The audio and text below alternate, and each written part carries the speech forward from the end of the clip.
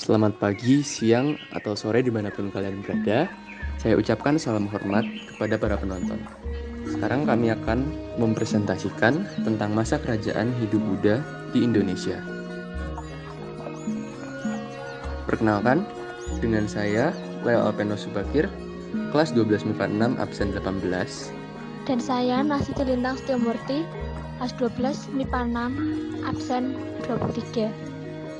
Pada video kali ini kita akan membahas tentang kronologi, tentang Kerajaan Kutai, Kerajaan Tarumanegara, Kerajaan Kalingga, Sriwijaya, Mataram Kuno, Kediri, Singasari, Majapahit, Buleleng dan Warmadewa, Tulang Bawang, dan terakhir Kota Kapur.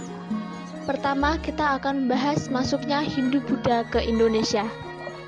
Sejarah Nusantara pada era Kerajaan Hindu-Buddha berkembang karena hubungan dagang wilayah Nusantara dengan negara-negara dari luar, seperti India, Tiongkok, dan wilayah Timur Tengah. Agama Hindu masuk ke Indonesia pada periode Tarik Masehi. Agama ini dibawa oleh para musafir dari India yang bernama Maharesi Agastya. Maharesi Agastya ini di Jawa terkenal dengan nama Bathara Guru atau Dipayana. Ajaran Hindu yang berkembang di beberapa tempat di Nusantara disebut dengan aliran Waisnawa, yaitu suatu ajaran yang memuja Dewa Wisnu sebagai dewa utama. Ajaran ini dianut oleh kelompok-kelompok masyarakat di situs Kota Kapur, Bangka, situs Cibuaya, situs Karawang, dan situs Muarakaman Kutai pada sekitar abad ke-5-7 Masehi. Bukti adanya agama Hindu tampak pada prasasti Tukmas yang ditemukan di Desa Lebak, Kecamatan Gerabak, Magelang, Jawa Tengah, di lereng Gunung Merbabu yang diperkirakan berasal dari pertengahan abad ke-7 Masehi. Proses penyebaran agama Buddha dilakukan oleh para Dharma Duta yang bertugas untuk menyebarkan Dharma atau ajaran Buddha ke seluruh dunia. Penyebaran agama Buddha di Indonesia dilakukan oleh bangsa Indonesia sendiri yang belajar di India dan menjadi biksu, kemudian menyebarkan ajarannya di Nusantara. Untuk di daerah Pulau Jawa, agama Buddha datang pada abad ke-5 yang disebarkan oleh Pangeran Kashmir bernama Gunadarma. Pada abad ke-9, penyebaran agama Buddha dilakukan oleh pendeta-pendeta dari wilayah India, yaitu Gaudidwipa atau Benggala dan Gujaratesa atau Gujarat. Bukti tertua adanya pengaruh Buddha India di Indonesia adalah dengan ditemukannya arca Buddha dari perunggu di Sempaga, Sulawesi Selatan. Antara abad ke-4 hingga abad ke-16 di berbagai wilayah Nusantara berdiri berbagai kerajaan yang bercorak agama Hindu dan Buddha. Terdapat berbagai pendapat mengenai proses masuknya Hindu-Buddha atau sering disebut Hinduisasi. Beberapa pendapat atau teori tersebut dijelaskan pada uraian berikut. Pertama, sering disebut dengan teori ksatria. Dalam kaitan ini, R.C. Majumdar berpendapat bahwa munculnya kerajaan atau pengaruh Hindu di kepulauan Indonesia disebabkan oleh peranan kaum ksatria atau para prajurit India. Para prajurit diduga melarikan diri dari India dan mendirikan kerajaan-kerajaan di kepulauan Indonesia dan Asia Tenggara pada umumnya. Namun, teori ksatria yang dikemukakan oleh R.C. Majumdar ini kurang disertai dengan bukti-bukti yang mendukung. 2. Teori Waisya. Teori ini terkait dengan pendapat N.J. Krom yang mengatakan bahwa kelompok yang berperan dalam penyebaran Hindu-Buddha di Asia Tenggara termasuk Indonesia adalah kaum pedagang. Pada mulanya, para pedagang India berlayar untuk berdagang. Pada saat itu, jalur perdagangan ditempuh melalui lautan yang menyebabkan mereka tergantung pada musim angin dan kondisi alam. Bila musim angin tidak memungkinkan, maka mereka akan menetap lebih lama untuk menunggu musim baik. Para pedagang India pun melakukan perkawinan dengan penduduk pribumi dan melalui perkawinan tersebut, mereka mengembangkan kebudayaan India. Ketiga, teori Brahmana. Teori tersebut sesuai dengan pendapat J.C. Van Leur bahwa Hinduisasi di kepulauan Indonesia disebabkan oleh peranan kaum Brahmana. Pendapat Van Leur didasarkan atas temuan-temuan prasasti yang menggunakan bahasa Sanskerta dan huruf Pallava. Bahasa dan hulu tersebut hanya dikuasai oleh kaum Brahmana. Selain itu, adanya kepentingan dari para penguasa untuk mengundang para Brahmana India. Mereka diundang ke Asia Tenggara untuk keperluan upacara keagamaan, seperti pelaksanaan upacara inisiasi yang dilakukan oleh para kepala suku agar mereka menjadi golongan ksatria. Keempat, teori yang dinamakan teori arus balik. Teori ini lebih menekankan pada peranan bangsa Indonesia sendiri dalam proses penyebaran kebudayaan Hindu-Buddha di Indonesia. Artinya, orang-orang di kepulauan Indonesia terutama para tokohnya yang pergi ke India. Di India, mereka belajar hal ihwal agama dan kebudayaan Hindu-Buddha. Setelah kembali, mereka mengajarkan dan menyebarkan ajaran agama itu kepada masyarakatnya. Selanjutnya, kita akan belajar mengenai kerajaan Hindu-Buddha yang ada di Indonesia. Yang pertama, kita memiliki kerajaan Kutai. Kerajaan Kutai ini dipandang sebagai kerajaan Hindu-Buddha yang pertama di Indonesia. Kerajaan Kutai diperkirakan terletak di daerah Muara Kaman di tepi Sungai Mahakam, Kalimantan Timur. Sungai Mahakam merupakan sungai yang cukup besar dan memiliki beberapa anak sungai. Daerah di sekitar tempat pertemuan antara Sungai Mahakam dengan anak sungainya diperkirakan merupakan letak Muara Kaman dahulu. Sungai Mahakam dapat dilayari dari pantai sampai masuk ke Muara Kaman, sehingga baik untuk perdagangan. Inilah posisi yang sangat menguntungkan untuk meningkatkan perekonomian masyarakat. Sumber sejarah Kutai yang utama adalah prasasti yang disebut Yupa, yaitu berupa batu bertulis. Yupa juga sebagai tugu peringatan dari upacara kurban. Yupa ini dikeluarkan pada masa pemerintahan Raja Mulawarman. Prasasti Yupa ditulis dengan huruf Palawa dan bahasa Sanskerta. Dengan melihat bentuk hurufnya, para ahli berpendapat bahwa Yupa dibuat sekitar abad ke-5 Masehi. Hal menarik dalam prasasti itu adalah disebutkannya nama kakek Mulawarman yang bernama Kudungga. Kudungga merupakan raja awal pendiri kerajaan Kutai Martapura dengan gelar Maharaja Kudungga Anumerta Dewawarman yang memerintah sekitar tahun 400 Masehi atau abad ke-4 Masehi. Walaupun sudah mendapat pengaruh Hindu-Buddha, namanya tetap Kudungga, berbeda dengan putranya yang bernama Aswawarman dan cucunya yang bernama Mulawarman.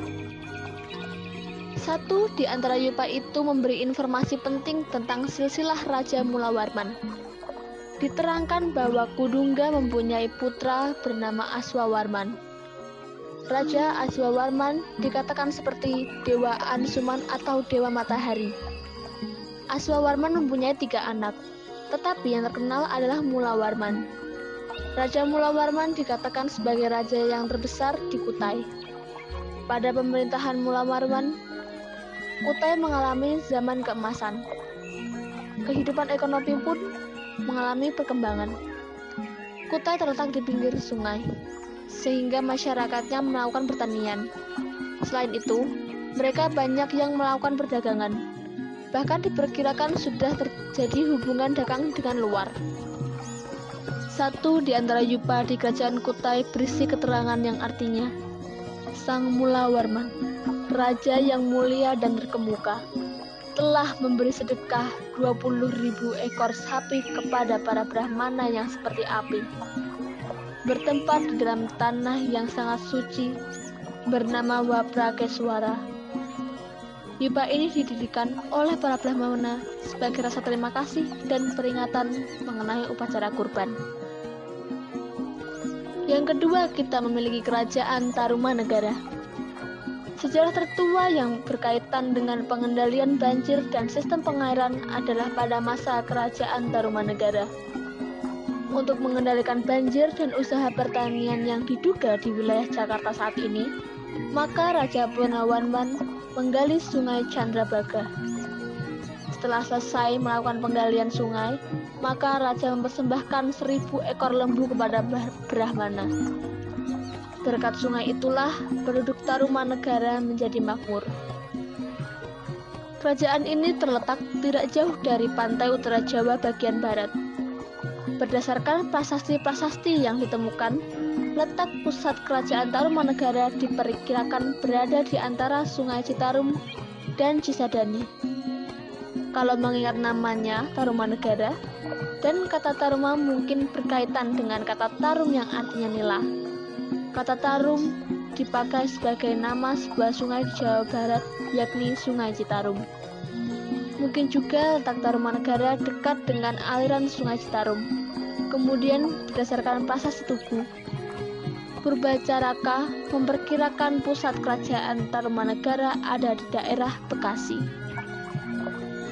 Sumber sejarah Tarumanegara yang utama adalah beberapa prasasti yang telah ditemukan. Berkaitan dengan perkembangan kerajaan Tarumanegara, telah ditemukan 7 buah prasasti. Prasasti-prasasti itu berhuruf Palawa dan berbahasa Sanskerta. Prasasti itu adalah 1. Prasasti Tugu.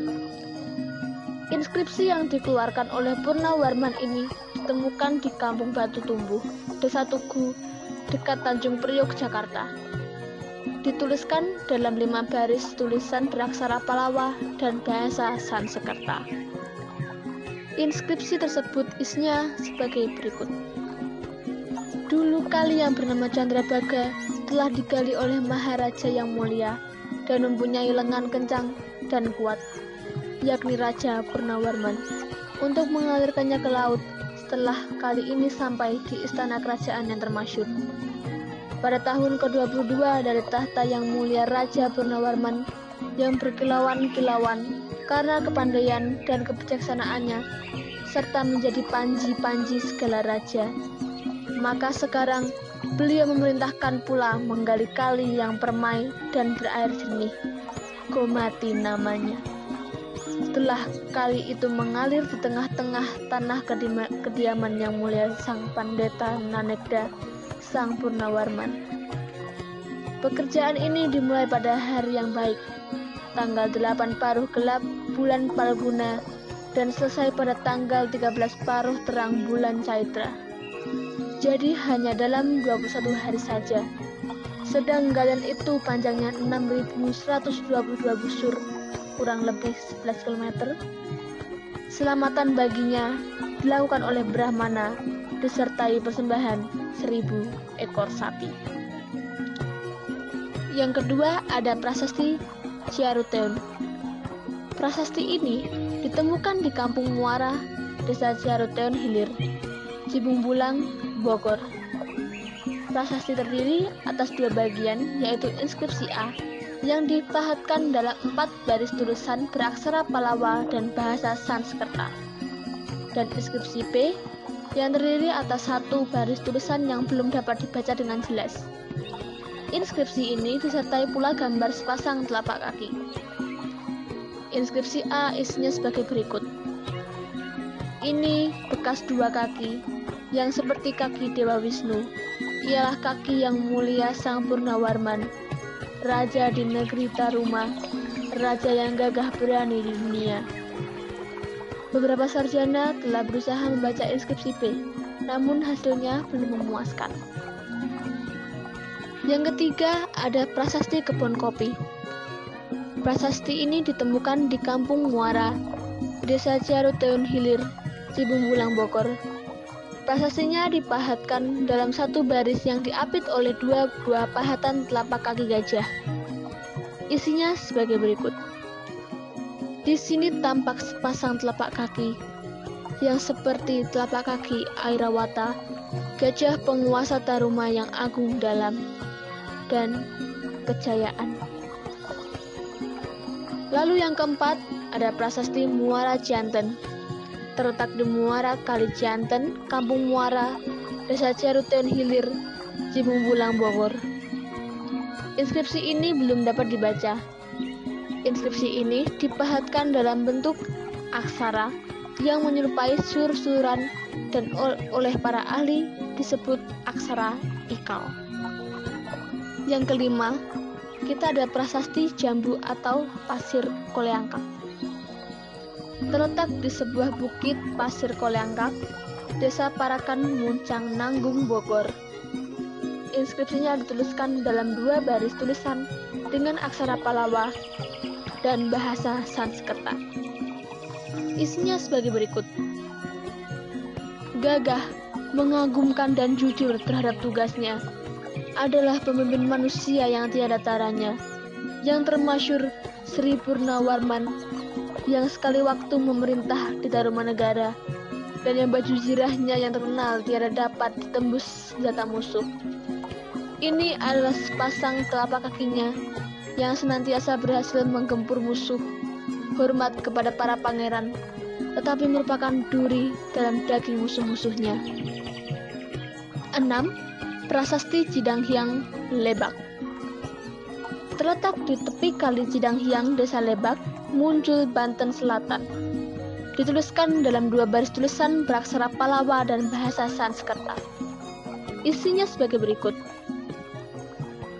Inilah tanda keperwiraan, keagungan dan keberanian yang sesungguhnya dari Raja Dunia, Yang Mulia Purnawarman, yang menjadi panji sekalian raja-raja. Yang ketujuh, kita memiliki Prasasti Pasir Awi. Inskripsi ini terdapat di sebuah bukit bernama Pasir Awi di kawasan perbukitan Desa Sukamakmur, Jonggol, Bogor. Inskripsi prasasti ini tidak dapat dibaca karena inskripsi ini lebih berupa gambar atau piktograf daripada tulisan.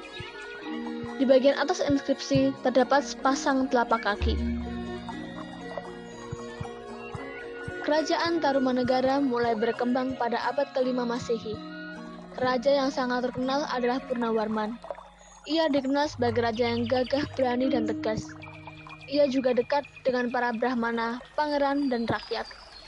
Ia raja yang jujur, adil, dan arif dalam memerintah.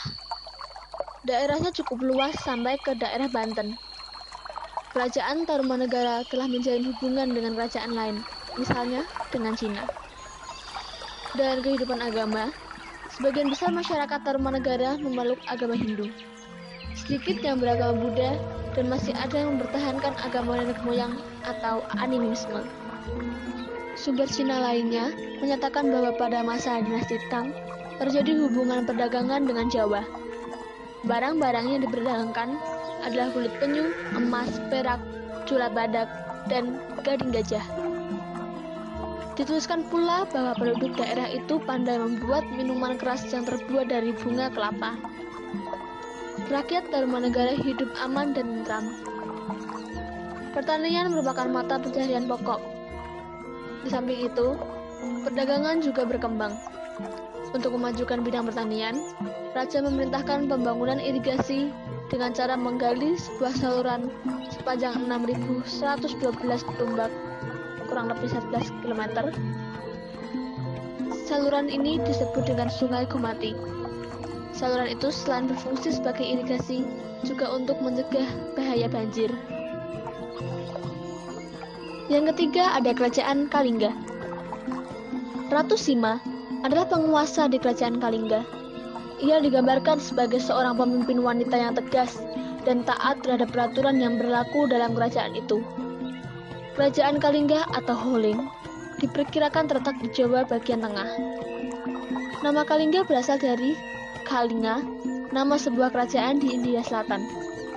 Menurut berita Cina, di sebelah timur Kalingga ada Poli, Bali sekarang. Di sebelah barat Kalingga terdapat Topoteng, Sumatera. Sementara di sebelah utara Kalingga terdapat Chenya atau Kamboja, dan sebelah selatan berbatasan dengan samudra. Oleh karena itu, lokasi Kerajaan Kalingga diperkirakan terletak di Kecamatan Keling, Jepara, Jawa Tengah, atau di sebelah utara Gunung Muria. Sumber utama mengenai Kerajaan Kalingga adalah berita Cina, misalnya berita dari dinasti Tang. Sumber lain adalah prasasti Tukmas di lereng Gunung Merbabu. Melalui berita Cina, banyak hal yang kita ketahui tentang perkembangan Kerajaan Kalingga dan kehidupan masyarakatnya. Kerajaan Kalingga berkembang kira-kira abad ke-7 sampai ke-9 Masehi. Raja yang paling terkenal pada masa Kerajaan Kalingga adalah seorang raja wanita yang bernama Ratu Sima. Ia memerintah sekitar tahun 674 Masehi. Ia dikenal sebagai raja yang tegas, jujur, dan sangat bijaksana. Hukum dilaksanakan dengan tegas dan seadil-adilnya. Rakyat patuh terhadap semua peraturan yang berlaku. Untuk mencoba kejujuran rakyatnya, Ratu Sima pernah mencobanya dengan meletakkan pundi-pundi di tengah jalan. Ternyata, sampai waktu yang lama tidak ada yang mengusik pundi-pundi itu. Akan tetapi, pada suatu hari ada anggota keluarga istana yang sedang jalan-jalan menyentuh kantong pundi-pundi dengan kakinya. Hal ini diketahui Ratu Sima. Anggota keluarga istana itu dinilai salah dan harus diberi hukuman mati. Akan tetapi, atas usul persidangan para menteri, hukuman itu diperingan dengan hukuman potong kaki. Kisah ini menunjukkan begitu tegas dan adilnya Ratu Sima. Ia tidak membedakan antara rakyat dan anggota kerabatnya sendiri. Agama utama yang dianut oleh penduduk Kalingga pada umumnya adalah Buddha.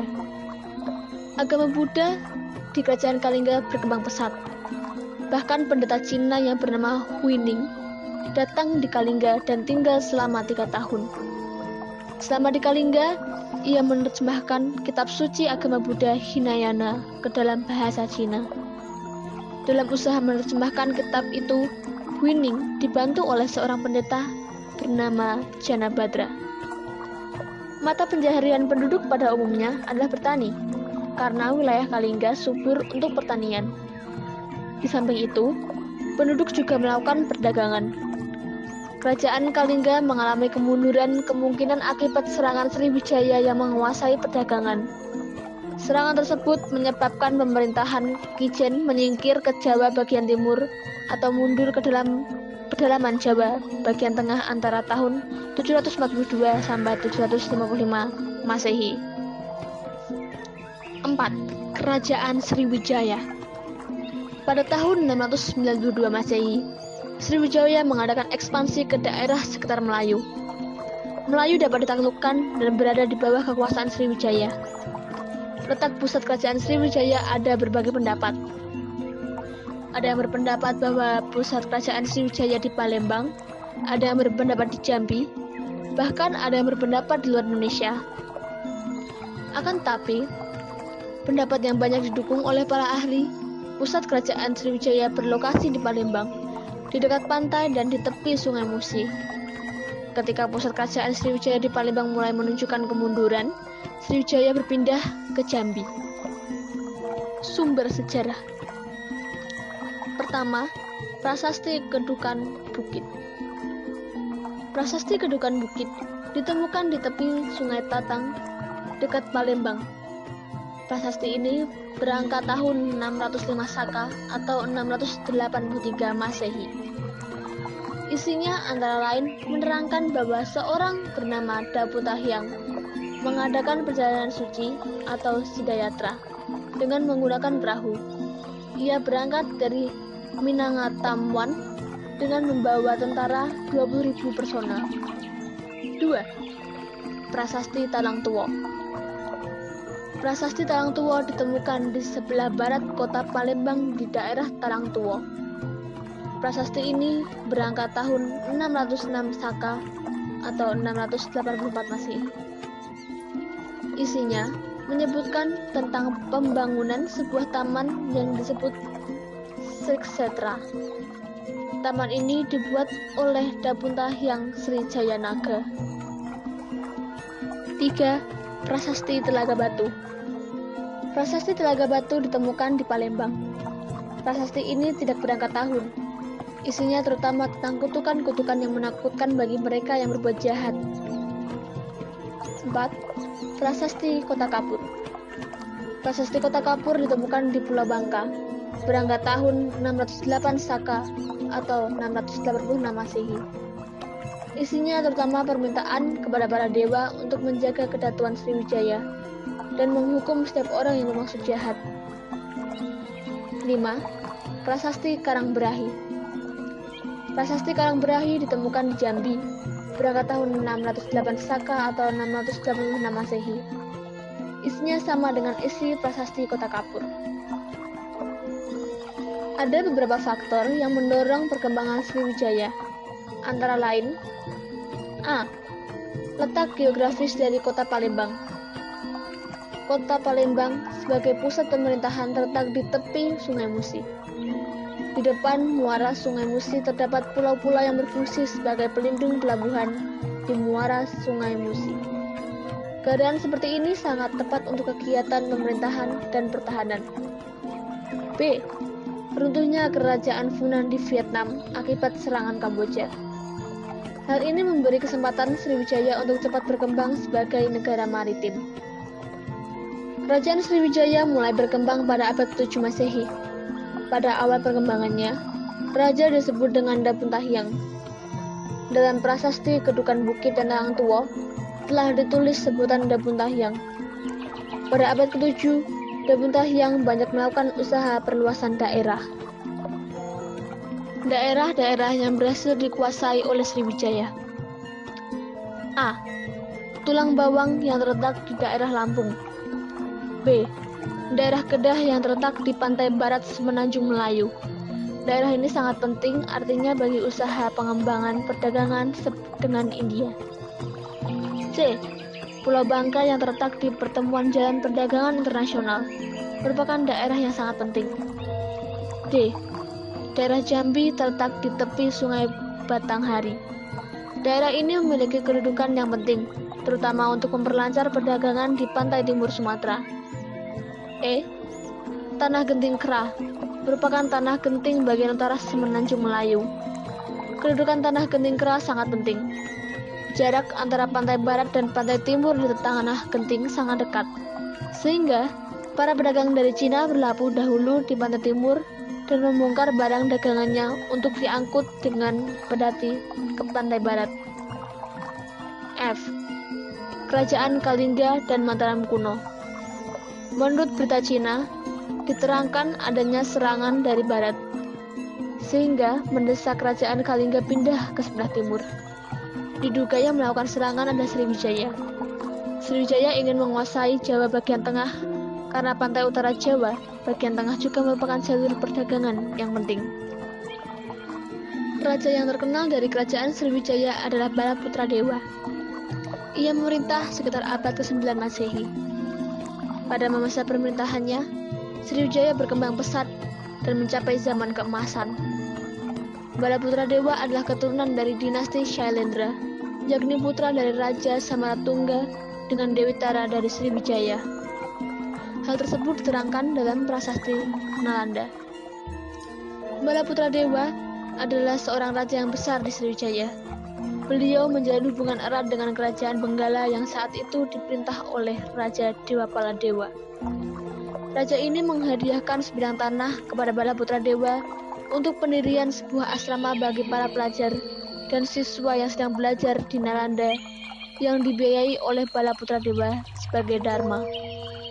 Hal itu tercatat dengan baik dalam prasasti Nalanda yang saat ini berada di Universitas Nawa Nalanda, India. Bahkan, bentuk asrama itu mempunyai kesamaan arsitektur dengan Candi Muara Jambi yang berada di Provinsi Jambi saat ini. Hal tersebut menandakan Sriwijaya memperhatikan ilmu pengetahuan, terutama pengetahuan agama Buddha dan bahasa Sanskerta bagi generasi mudanya.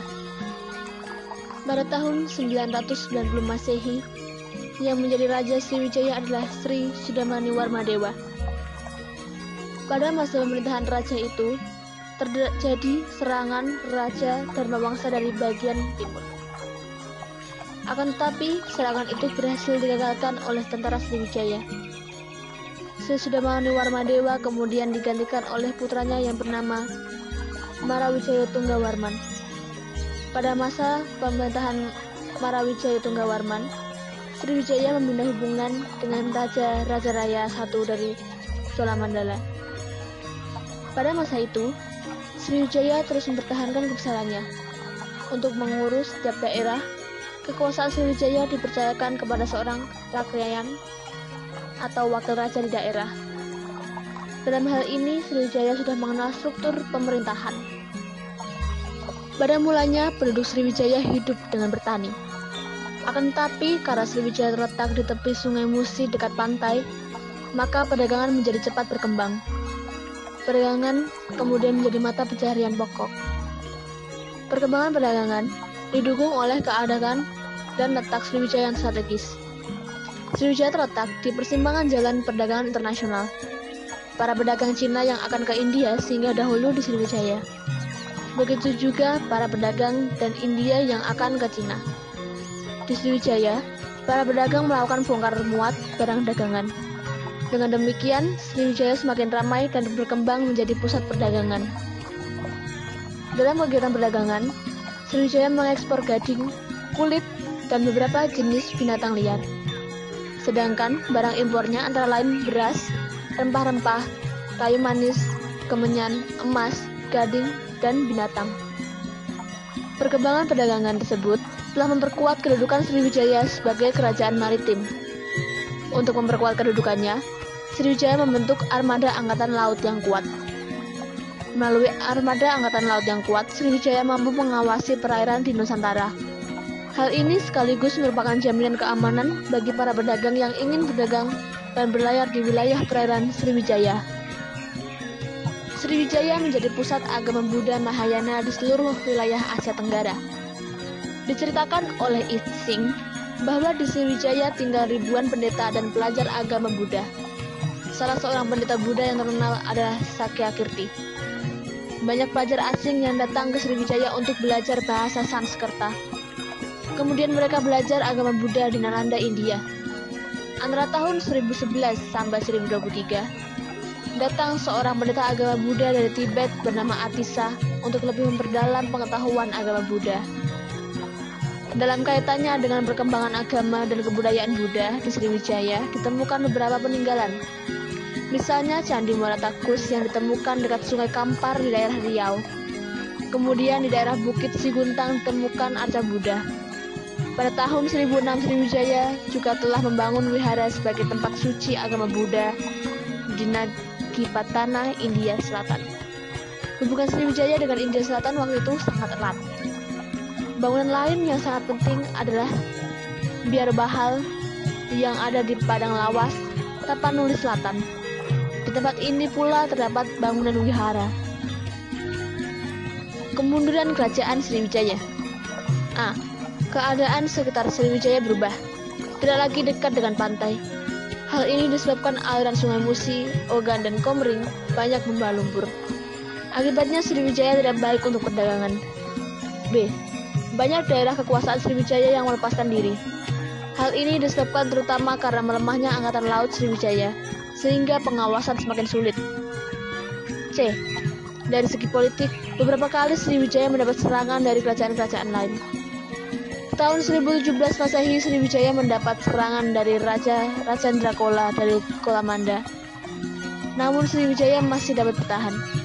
Tahun 1025 serangan itu diulangi, sehingga Raja Sriwijaya Sri Sanggrama Wijaya Tunggawarman ditahan oleh pihak kerajaan Kolamanda. Tahun 1275, Raja Kertanegara dari Singosari melakukan ekspedisi ke Melayu. Hal itu menyebabkan daerah Melayu lepas. Tahun 1377, armada Angkatan Laut Majapahit menyerang Sriwijaya. Serangan ini mengakhiri riwayat kerajaan Sriwijaya. 5. Kerajaan Mataram kuno. Pada pertengahan abad ke-8 di Jawa bagian tengah berdiri sebuah kerajaan baru. Kerajaan itu kita kenal dengan nama Kerajaan Mataram kuno. Mengenai letak dan pusat kerajaan Mataram kuno tepatnya belum dapat dipastikan. Ada yang menyebutkan pusat kerajaan di Medang dan terletak di Pohpitu. Sementara itu, letak Pohpitu sampai sekarang belum jelas. Keberadaan lokasi kerajaan itu dapat diterangkan berada di sekeliling pegunungan dan sungai-sungai. Sumber sejarah kerajaan Mataram kuno diantaranya Prasasti Canggal, Prasasti Kalasan, Prasasti Klura, Prasasti Kedu atau Prasasti Balitung. Di samping beberapa prasasti tersebut, sumber sejarah untuk kerajaan Mataram kuno juga berasal dari berita Cina. Perkembangan pemerintahan. Sebelum Sanjaya berkuasa di Mataram kuno, di Jawa sudah berkuasa seorang raja bernama Sana. Menurut Prasasti Canggal yang berangkat tahun 732 Masehi, diterangkan bahwa Raja Sana telah digantikan oleh Sanjaya. Raja Sanjaya adalah putra Sanaha, saudara perempuan dari Sana. Dalam prasasti Sojomerto yang ditemukan di desa Sojomerto, Kabupaten Batang, disebutkan nama Dapunta Shailendra yang beragama Shiva atau Hindu. Diperkirakan Dapunta Shailendra berasal dari Sriwijaya dan menurunkan dinasti Shailendra yang berkuasa di Jawa bagian tengah. Dalam hal ini, Dapunta Shailendra diperkirakan yang menurunkan Sana sebagai raja di Jawa. Sanjaya tampil memerintah kerajaan Mataram kuno pada tahun 717 sampai 780 Masehi. Ia melanjutkan kekuasaan Sana. Sanjaya kemudian melawan penaklukan terhadap raja-raja kecil bekas bawahan Sana yang melepaskan diri. Setelah itu, pada tahun 732 Masehi, Raja Sanjaya mendirikan bangunan suci sebagai tempat pemujaan. Raja Sanjaya bersikap arif, adil dalam memerintah, dan memiliki pengetahuan luas. Para bujangga dan rakyat hormat kepada rajanya. Oleh karena itu, di bawah pemerintahan Raja Sanjaya, kerajaan menjadi aman dan tentram. Rakyat hidup makmur. Mata pencaharian penting adalah pertanian dengan hasil utama padi. Sanjaya juga dikenal sebagai raja yang paham akan isi-isi kitab suci. Setelah Raja Sanjaya wafat, ia digantikan oleh putranya bernama Rakai Panangkaran. Rakai Panangkaran mendukung adanya perkembangan agama Buddha. Dalam prasasti Kalasan yang berangkat tahun 778, Raja Panangkaran telah memberikan hadiah tanah dan memerintahkan pembangun sebuah candi untuk Dewi Tara dan sebuah biara untuk para pendeta agama Buddha. Prasasti Kalasan juga menerangkan bahwa Raja Panangkaran disebut dengan nama Shailendra Sri Maharaja Diah Pancapana Rakai Panangkaran. Raja Panangkaran dikenal sebagai penakluk yang gagah berani bagi musuh-musuh kerajaan. Daerahnya bertambah luas.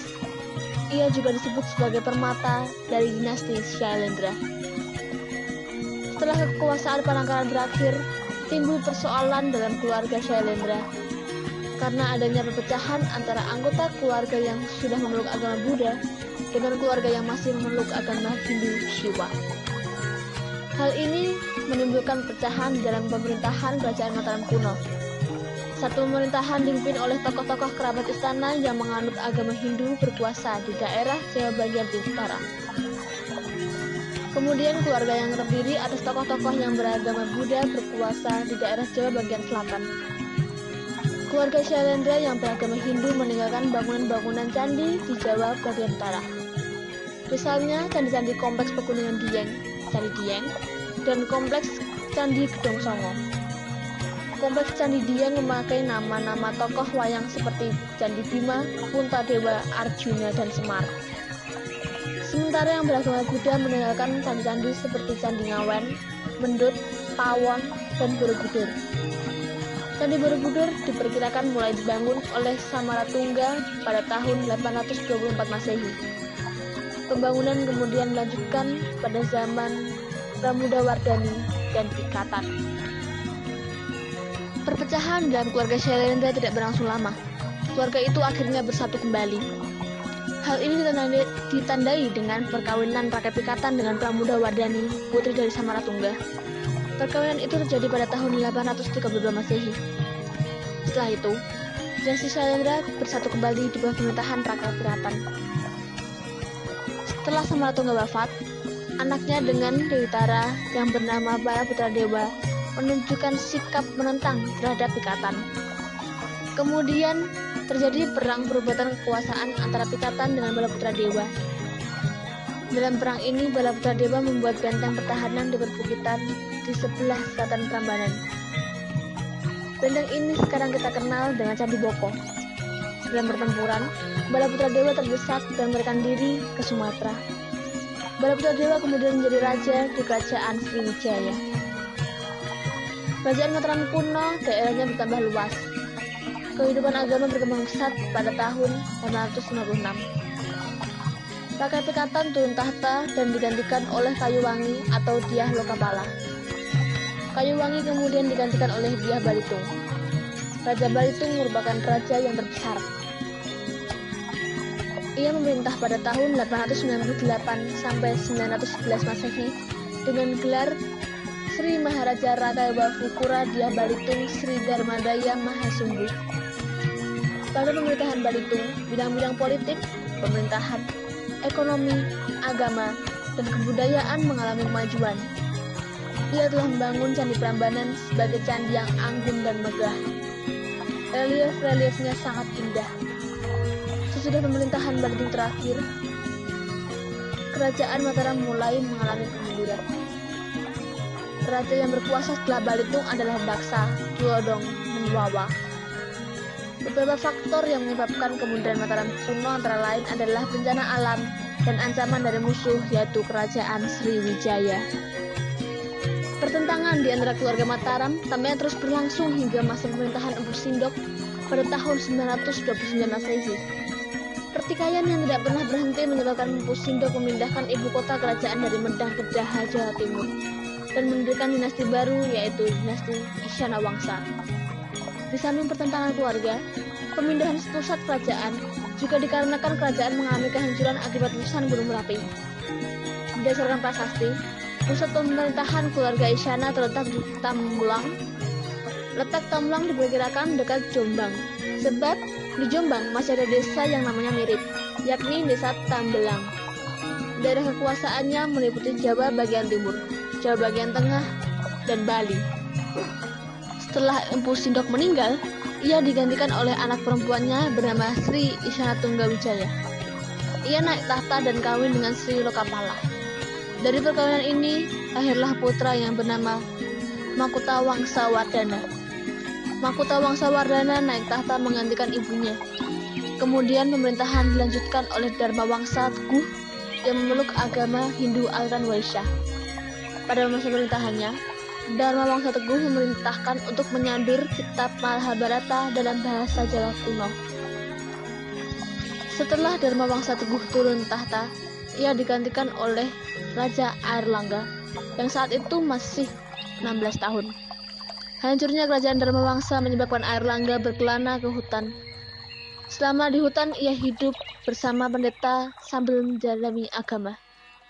Airlangga kemudian dinobatkan oleh pendeta agama Hindu-Buddha sebagai raja.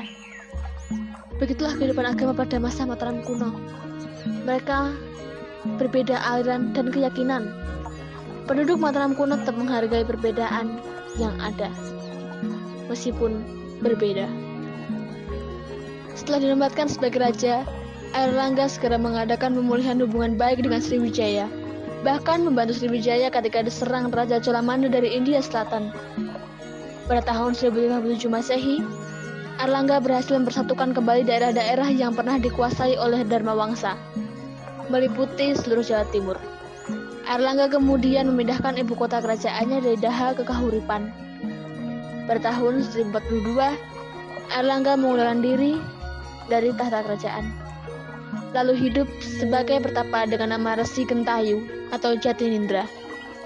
Menjelang akhir pemerintahannya, Airlangga menyerahkan kekuasaannya pada putrinya Sang Ramawijaya Tunggadewi. Namun putrinya itu menolak dan memilih untuk menjadi seorang pertapa dengan nama Ratu Giri Putri. Untuk menghindari pertikaian, Airlangga membagi kerajaan menjadi dua, yaitu Kediri dan Jenggala. Kerajaan Jenggala di sebelah timur diberikan kepada putra sulungnya yang bernama Garasakan atau Jayenggrana, dengan ibu kota di Kahuripan atau Jiwana. Wilayahnya meliputi daerah sekitar Surabaya sampai Pasuruan dan kerajaan Panjalu atau Kediri. Kerajaan Kediri di sebelah barat diberikan kepada putra bungsunya yang bernama Samarawijaya atau Jayawarsa, dengan ibu kota di Kediri, Daha, meliputi daerah di sekitar Kediri dan Madiun. Yang selanjutnya ada Kerajaan Kediri. Kehidupan politik pada bagian awal di Kerajaan Kediri ditandai dengan perang saudara antara Samarawijaya yang berkuasa di Panjalu dan Panji Garasakan yang berkuasa di Jenggala. Mereka tidak dapat hidup berdampingan.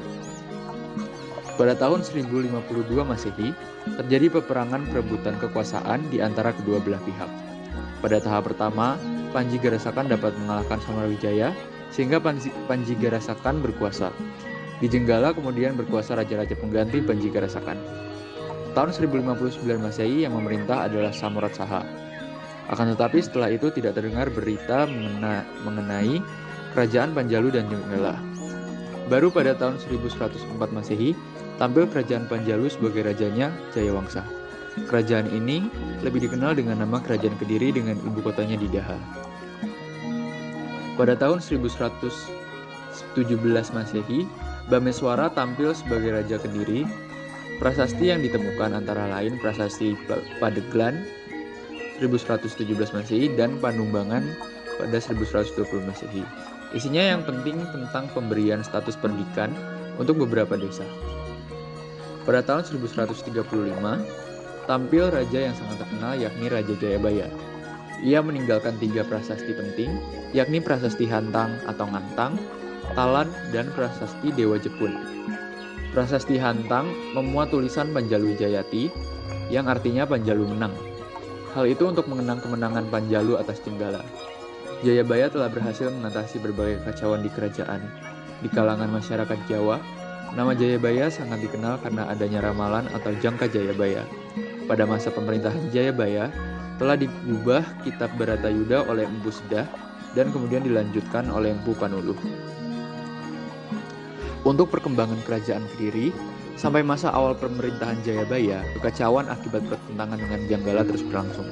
Baru pada tahun 1135, Jayabaya berhasil memadamkan kekacauan itu. Sebagai bukti adanya kata-kata Panjalu Jayati pada Prasasti Hantang. Setelah kerajaan stabil, Jayabaya mulai menata dan mengembangkan kerajaannya. Kehidupan kerajaan Kediri pun menjadi teratur, rakyat hidup makmur, dan mata pencaharian yang penting adalah pertanian dengan hasil utamanya padi. Perlayaran dan dagangan juga berkembang. Hal ini ditopang oleh Angkatan Laut Kediri yang cukup tangguh. Armada Laut Kediri mampu menjamin keamanan perairan Nusantara. Di Kediri telah ada Senopati Sarwajala atau Panglima Angkatan Laut. Bahkan Sriwijaya yang pernah mengakui kebesaran Kediri yang telah mampu mengembangkan pelayaran dan perdagangan. Barang perdagangan di Kediri antara lain emas, perak, gading, kayu cendana, dan pinang. Kesadaran rakyat tentang pajak sudah tinggi. Rakyat menyerahkan barang atau sebagian hasil buminya kepada perintah. Menurut berita Cina dan kitab Ling Wai Taita, diterangkan bahwa dalam kehidupan sehari-hari orang memakai kain sampai di bawah lutut, rambutnya diurai, rumah-rumah mereka bersih dan teratur. Lantainya ubin yang berwarna kuning dan hijau. Dan dalam perkawinan, keluarga pengantin wanita menerima mas kawin berupa emas. Rajanya berpakaian sutra, memakai sepatu dan berhiasan emas. Rambutnya disanggul ke atas. Jika bepergian, raja naik gajah atau kereta yang diiringi oleh 500 sampai 700 prajurit. Di bidang kebudayaan, yang menonjol adalah perkembangan seni sastra dan pertunjukan wayang. Di Kediri dikenal adanya wayang panji. Lalu pada selanjutnya, berkembanglah bidang budaya mereka. Yang pertama ada Kitab Smaradahana, Kitab Baratayuda, Kitab Krisnayana, dan yang terakhir Kitab Lugdaka. Kitab Smaradahana ditulis pada zaman Raja Kameswari oleh Empu Darmasih. Isinya menceritakan tentang sepasang suami istri Semara dan Rati yang menggoda Dewa Siwa yang sedang bertapa. Semara dan Rati kena kutuk dan mati terbakar oleh api karena kesaktian Dewa Siwa. Akan tetapi, kedua suami istri itu dihidupkan lagi dan menjelma sebagai Kameswara dan permaisurinya. Untuk Kitab Baratayuda ditulis pada zaman Jayabaya untuk memberikan gambaran terjadinya perang saudara antara Panjalu dengan Jenggala. Perang saudara itu digambarkan dengan perang antara Kurawa dengan Pandawa yang masing-masing merupakan keturunan Barata. Ketiga, Kitab Krisnayana. Kitab Krisnayana ditulis oleh Empu Triguna pada zaman Raja Jayaswara. Isinya mengenai perkawinan antara Kresna dan Dewi Rukmini. Untuk yang terakhir ada Kitab Lugdaka yang ditulis oleh Empu Tanakung pada zaman Raja Kameswara. Isinya tentang seorang pemburu bernama Lugdaka. Ia sudah banyak membunuh. Pada suatu ketika ia mengadakan pemujaan yang istimewa terhadap Siwa sehingga rohnya yang semestinya masuk neraka menjadi masuk surga. Lalu raja yang terakhir di kerajaan Kediri adalah Kertajaya atau Dandagendis. Pada masa pemerintahannya terjadi pertentangan antara raja dan para pendeta atau kaum Brahmana, karena Kertajaya berlaku sombong dan berani melanggar adat. Hal ini memperlemah pemerintahan di Kediri. Para Brahmana kemudian mencari perlindungan kepada Ken Arok yang merupakan penguasa di Tumapel. Pada tahun 1222 Masehi, Ken Arok pun dengan dukungan kaum Brahmana menyerang Kediri, dan Kediri pun dapat dikalahkan oleh Ken Arok. Setelah runtuhnya kerajaan Kediri, kita bisa membahas kerajaan Singasari. Kerajaan Singasari merupakan sebuah kerajaan bercorak Hindu-Buddha yang didirikan oleh Ken Arok pada 1222.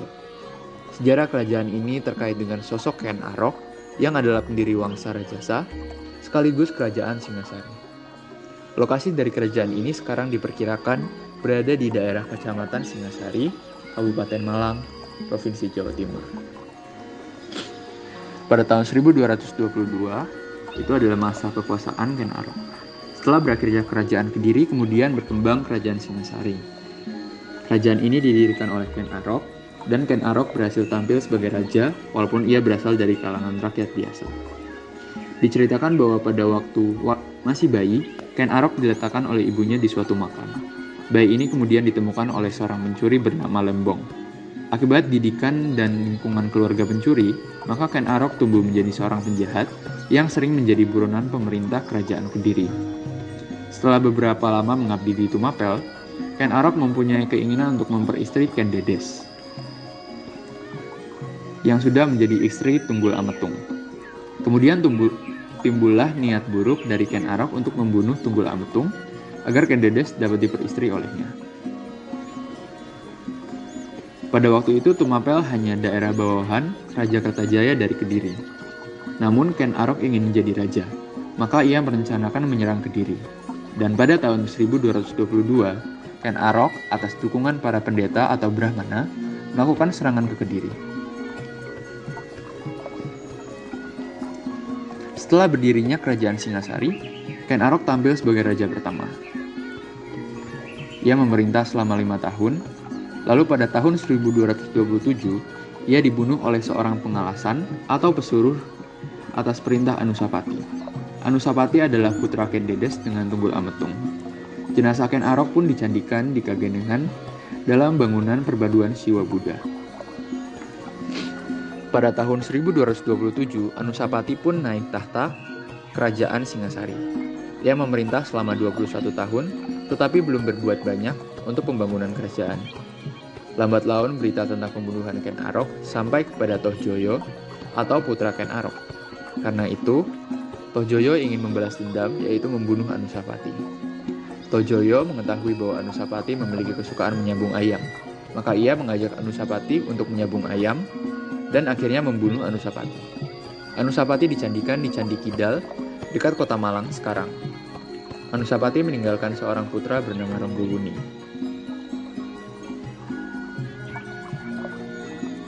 Setelah berhasil membunuh Anusapati, Tohjoyo naik tahta.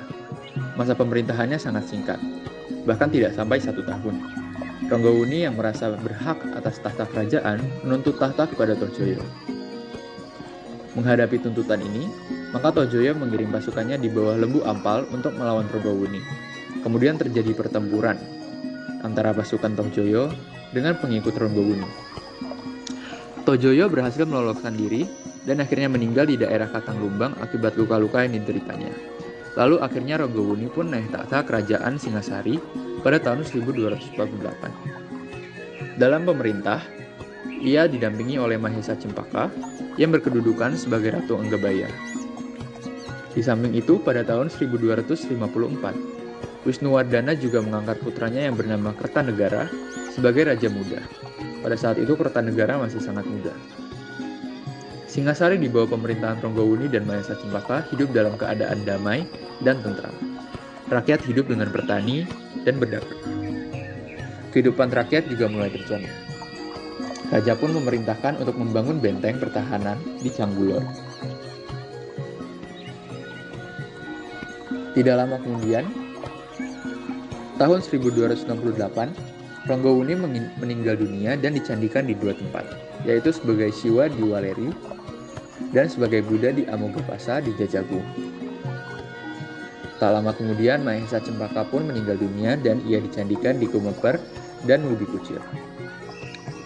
Akhirnya, pada tahun 1268, Kertanegara naik tahta menggantikan Ronggowuni.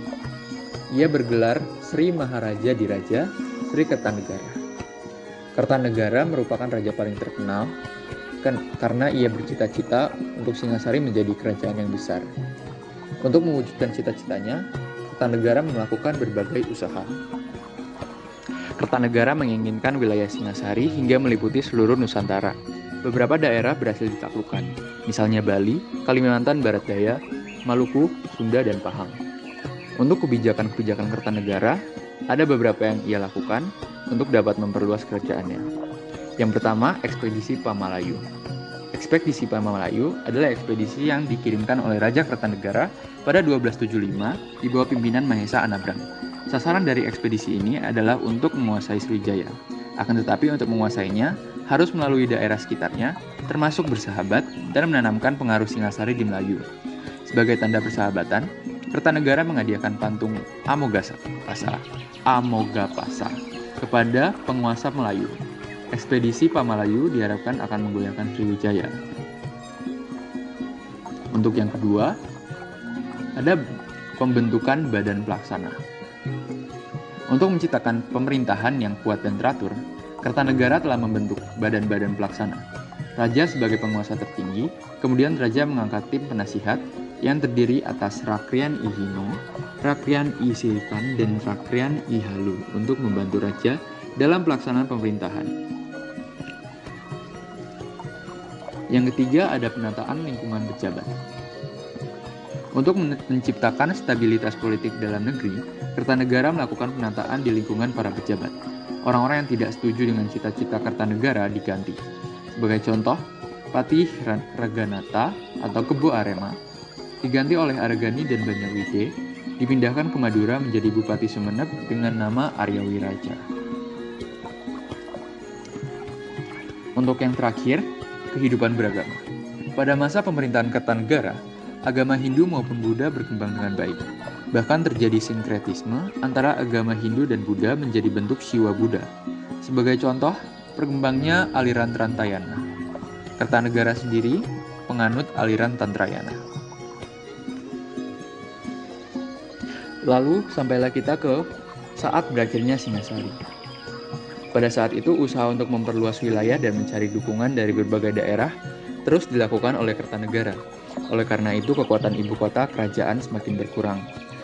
Keadaan ini diketahui oleh pihak-pihak yang tidak senang terhadap kekuasaan Kertanegara. Pihak yang tidak senang itu antara lain adalah Jayakatwang, penguasa Kediri. Ia berusaha menjatuhkan kekuasaan Kertanegara. Maka saat yang dinantikan oleh Jayakatwang ternyata telah tiba. Istana kerajaan Singasari dalam keadaan lemah. Pasukan kerajaan hanya tersisa sebagian kecil. Pada saat itu, Kertanegara sedang melakukan upacara keagamaan dengan pesta pora sehingga Kertanegara benar-benar lengah.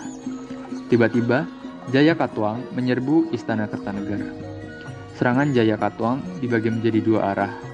Sebagian kecil menyerang dari arah utara untuk memancing pasukan Singasari keluar dari pusat kerajaan.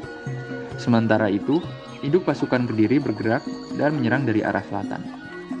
Untuk menghadapi serangan Jayakatwang, Kertanegara mengirimkan pasukan yang ada di bawah pimpinan Raden Wijaya dan Pangeran Adaraja. Akan tetapi, pasukan inti dengan leluasa masuk dan menyerang istana, sehingga berhasil menewaskan Kertanegara. Peristiwa ini terjadi pada tahun 1292.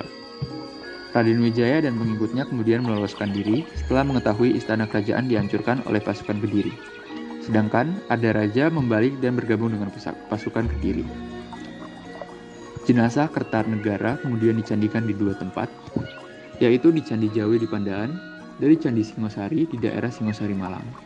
Sebagai raja yang besar, nama Kertanegara diabadikan di berbagai tempat. Bahkan di Surabaya ada sebuah arka Kertanegara yang menyerupai bentuk arka Buddha. Arka Kertanegara itu dinamakan Arka Jogodolo. Dengan terbunuhnya Kertanegara maka berakhirlah kerajaan Singasari.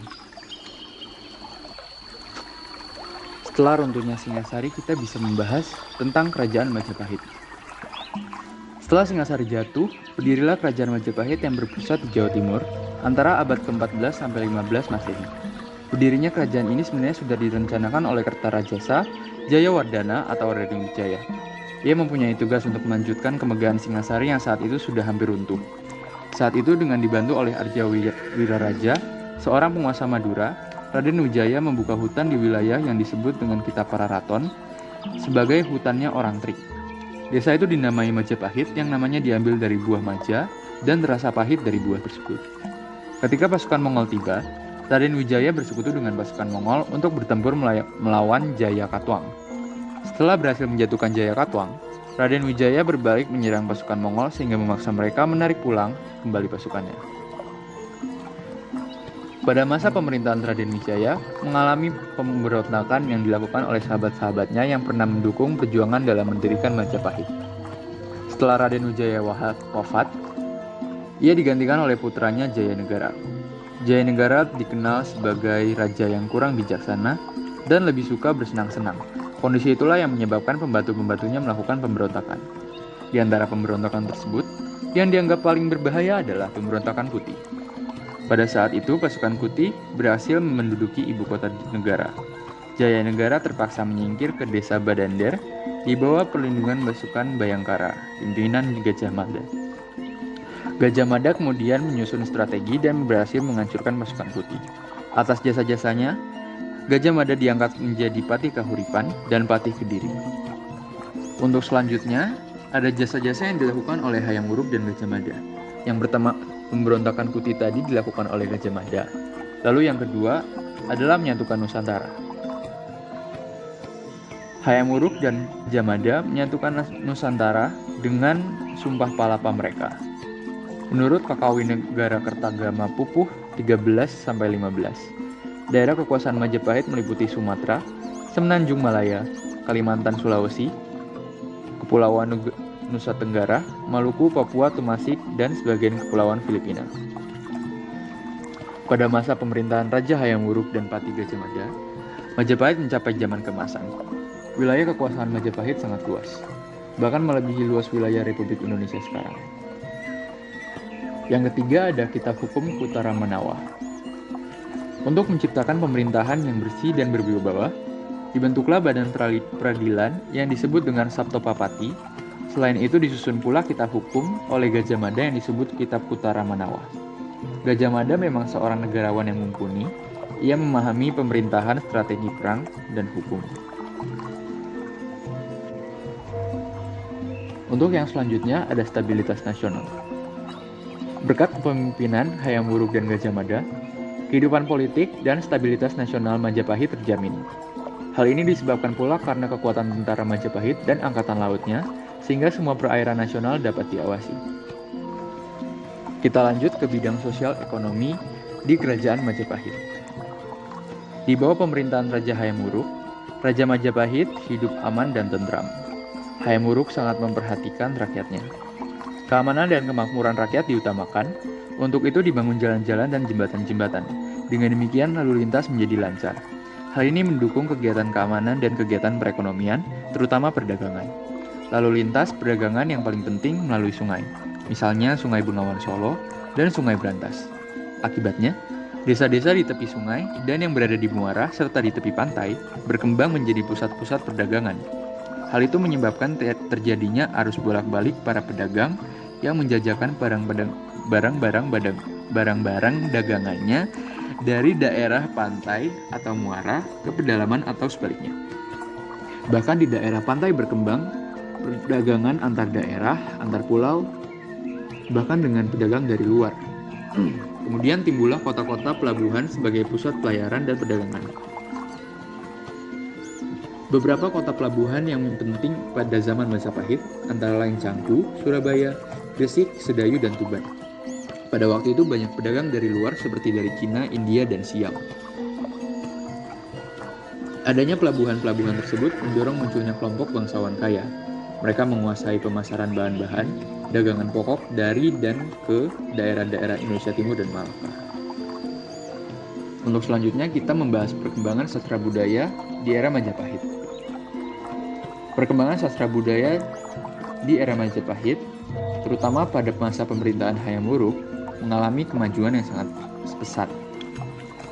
Karya sastra yang paling terkenal pada zaman Majapahit adalah Kitab Negara Kertagama yang ditulis oleh Empu Prapanca pada tahun 1365. Di samping itu, menunjukkan kemajuan di bidang sastra, negara pertama juga merupakan sumber sejarah Majapahit.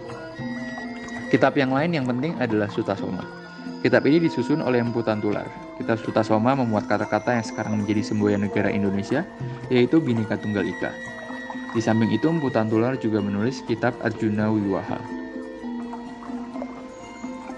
Bidang seni bangunan juga berkembang. Banyak bangunan candi telah dibuat, misalnya Candi Penataran dan Sawantar di daerah Blitar, Candi Tigawangi dan Surawana di dekat Pare, Kediri, serta Candi Tikus di Trowulan. Selanjutnya, keruntuhan Majapahit.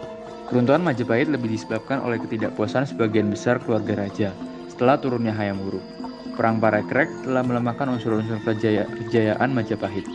Meskipun peperangan berakhir, Majapahit terus mengalami kelemahan karena raja yang berkuasa tidak mampu lagi mengembalikan kejayaannya. Unsur lain yang menyebabkan keruntuhan Majapahit adalah semakin meluasnya pengaruh Islam pada saat itu.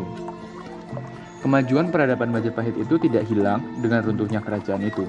Pencapaian terus dipertahankan hingga masa perkembangan Islam di Jawa. Peninggalan peradaban Majapahit juga dapat kita saksikan pada perkembangan lingkup kebudayaan Bali pada saat ini. Kebudayaan yang masih dikembangkan hingga masa Islam adalah cerita wayang yang berasal dari epos India, yaitu Mahabharata dan Ramayana, serta kisah asmara Raden Panji dan Sekartaji, atau Galuh Chandra Kirana. Selain itu dapat kita saksikan juga pada unsur arsitekturnya, bentuk atap tumpang, seni ukir sulur-suluran dan tanaman melata, senjata keris, lokasi keramat, dan masih banyak lagi. Selanjutnya kita akan membahas Kerajaan Buleleng dan Kerajaan Dinasti Warmadewa di Bali. Menurut berita Cina, di sebelah timur Kerajaan Kalingga ada daerah Poli atau Dua Patan yang dapat disamakan dengan Bali. Adat istiadat di Dua Patan sama dengan kebiasaan orang-orang Kaling. Misalnya penduduk biasa menulisi daun lontar, bila ada orang meninggal mayatnya dihiasi dengan emas dan ke dalam mulutnya dimasukkan sepotong emas, serta diberi bau-bauan yang harum, kemudian mayat itu dibakar. Hal itu menandakan Bali telah berkembang. Dalam sejarah Bali, nama Buleleng mulai terkenal setelah periode kekuasaan Majapahit. Pada waktu di Jawa berkembang kerajaan-kerajaan Islam, di Bali juga berkembang sejumlah kerajaan. Misalnya Kerajaan Gelgel, Klungkung, dan Buleleng yang didirikan oleh I Gusti Ngurah, Panji Sakti, dan selanjutnya muncul kerajaan yang lain. Nama Kerajaan Buleleng semakin terkenal, terutama setelah zaman penjajahan Belanda di Bali. Pada waktu itu pernah terjadi perang rakyat Buleleng melawan Belanda. Pada zaman kuno sebenarnya Buleleng sudah berkembang. Pada masa perkembangan kerajaan dinasti Warmadewa, Buleleng diperkirakan menjadi salah satu daerah kekuasaan dinasti Warmadewa. Sesuai dengan letaknya yang ada di tepi pantai, Buleleng berkembang menjadi pusat perdagangan laut. Hasil pertanian dari pedalaman diangkut lewat darat menuju Buleleng. Dari Buleleng, barang dagangan yang berupa hasil pertanian seperti kapas, beras, asam, kemiri, dan bawang diangkut atau diperdagangkan ke pulau lain atau daerah seberang. Perdagangan dengan daerah seberang mengalami perkembangan pesat pada masa dinasti Warmadewa yang diperintah oleh anak bungsu. Hal ini dapat dibuktikan dengan adanya kata-kata pada prasasti yang disimpan di Desa Sembiran yang berangkat tahun 1065. Kata-kata yang dimaksud berbunyi mengkono yono, bonyogo, sakeng sabrangcong, bahitro, rumundu imanuso. Artinya andai kata ada saudagar dari seberang yang datang dengan jukung bahitra berlabuh di Manasa. Sistem perdagangannya ada yang menggunakan sistem barter, ada yang sudah menggunakan alat tukar atau uang. Pada waktu itu sudah dikenal beberapa jenis alat tukar, misalnya ma, su, dan piling. Dengan perkembangan perdagangan laut antar pulau di zaman kuno secara ekonomis, Buleleng memiliki peranan yang penting bagi perkembangan kerajaan-kerajaan di Bali, misalnya pada masa kerajaan dinasti Warmadewa. Selanjutnya, di urutan 10 ada Kerajaan Tulang Bawang.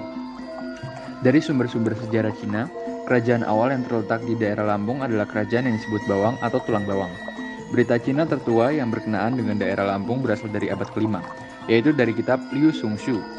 Sebagai kitab sejarah dari masa pemerintahan Kaisar Liu Sung tahun 420 sampai 479. Kitab ini diantaranya mengemukakan bahwa pada tahun 499, sebuah kerajaan yang terletak di wilayah Nusantara bagian barat bernama Pu Huang atau Po Huang mengirimkan utusan dan barang-barang upeti ke negeri Cina. Lebih lanjut, kitab Liu Sungshu mengemukakan bahwa kerajaan Po Huang menghasilkan lebih dari 41 jenis barang yang diperdagangkan ke Cina. Hubungan diplomatik dan perdagangan antara Pohuang dan Cina berlangsung terus sejak pertengahan abad ke-5 sampai abad ke-6. Seperti halnya dua kerajaan lain di Nusantara, yaitu Kerajaan Holotan dan Kantoli. Dalam sumber sejarah Cina yang lain, yaitu kitab Taiping Huang Yuqi, yang ditulis pada tahun 976 sampai 983 Masehi, disebutkan sebuah kerajaan bernama Tolang Huang yang oleh Ge Feran disarankan untuk diidentifikasi dengan tulang bawang yang terletak di daerah pantai tenggara Pulau Sumatera, di selatan Sungai Palembang atau Sungai Musi. LC Damais menambahkan bahwa lokasi Tolang Pohuang tersebut terletak di tepi pantai seperti dikemukakan di dalam Wu Pei Chi, tunjuk pelayaran. Namun di samping itu Damais kemudian memberikan pula kemungkinan lain mengenai lokasi dan identifikasi Pohuang atau bawang itu dengan sebuah nama tempat bernama Bawang atau Umbul Bawang yang sekarang terletak di daerah Kabupaten Lampung Barat, yaitu di daerah Kecamatan Balik Bukit di sebelah utara Liwah. Tidak jauh dari desa Bawang ini, yaitu di desa Hanakau, sejak tahun 1912 telah ditemukan sebuah inskripsi yang dipahatkan pada sebuah batu tegak, dan tidak jauh dari tempat tersebut dalam waktu beberapa tahun terakhir ini masih bisa ditemukan pula 3 buah inskripsi batu yang lainnya. Selanjutnya, Kerajaan Kota Kapur.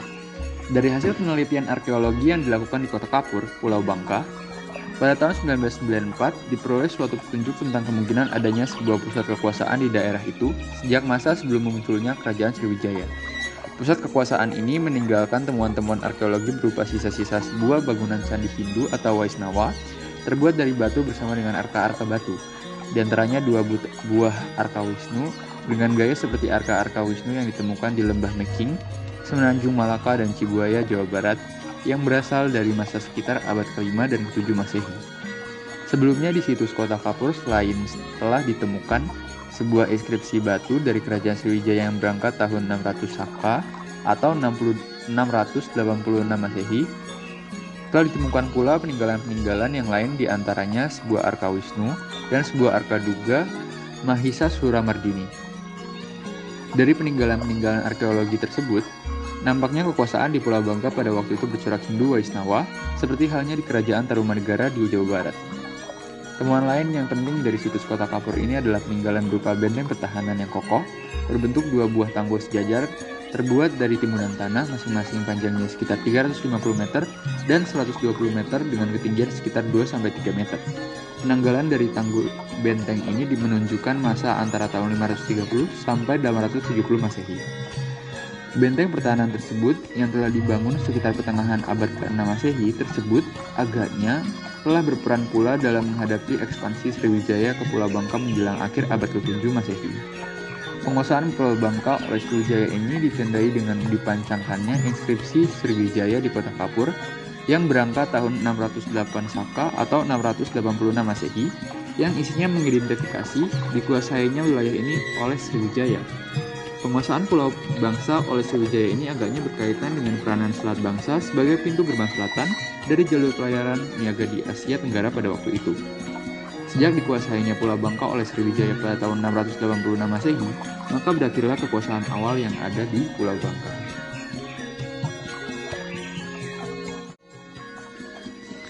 Yaitu tadi penjelasan tentang kerajaan-kerajaan Hindu-Buddha yang ada di Indonesia. Sekian dari kami, terima kasih.